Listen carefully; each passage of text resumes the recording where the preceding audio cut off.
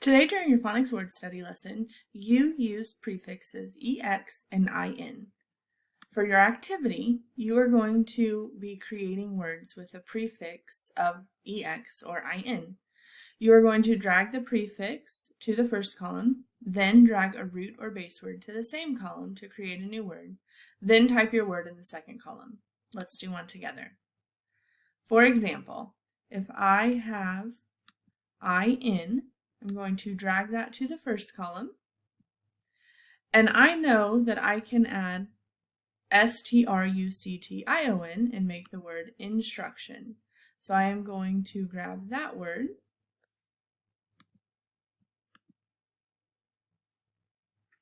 I'm going to grab that part and drag it over next to the IN, and then I'm going to retype the word instruction in this column right here. Continue that for the rest of the chart. Submit on Schoology when finished.